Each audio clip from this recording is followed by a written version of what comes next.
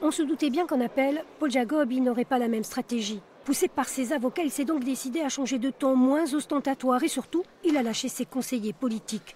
À la barre, il cite Dominique Viola, Dominique Donmark. Ce sont eux, selon lui, qui l'ont trahi.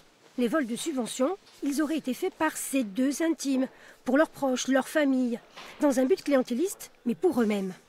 Lui, le président, n'aurait donc rien vu des dérapages, cachés aussi par son collaborateur Jean Leitch.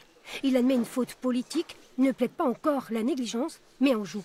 Le principe de la trahison, Paul Jacob l'a encore redit ce matin, on n'est jamais trahi que par les siens. Ce sont toujours les proches qui trahissent, parce que ce sont ceux en qui on a confiance et ce sont ceux à qui on est capable de laisser gérer quelque chose. La sérénité semblait réapparaître chez Paul Jacobi. Mais pour l'avocat de la partie civile, l'omnipotence du cabinet ne peut tout justifier. Tous les gens qui ont bénéficié de ces gîtes sont des proches, soit localement de M. Jacobi, soit des membres du cabinet de Paul Jacobi. C'est donc que, bien sûr, il y avait une entente sur le fait que ces gîtes, ces subventions étaient discrétionnairement attribuées aux bénéficiaires qui étaient proches du pouvoir.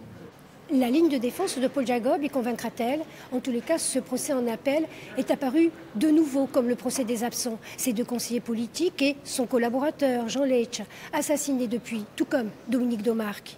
Dominique Viola aurait pu donner sa version, mais il n'a pas été convoqué, même pas par le parquet. Conscient peut-être du malaise, l'avocate générale a fini par demander la lecture de l'audition de Dominique Viola durant l'instruction. Il se dédouanait le cabinet, niait des évidences comme les liens de parenté avec certains bénéficiaires et reconnaissait même la signature de Paul Jacobi sur un dossier. Pour l'avocate générale, de toutes les façons, le détournement de fonds publics est constitué et intentionnel pour tous les prévenus. Elle doit le requérir demain.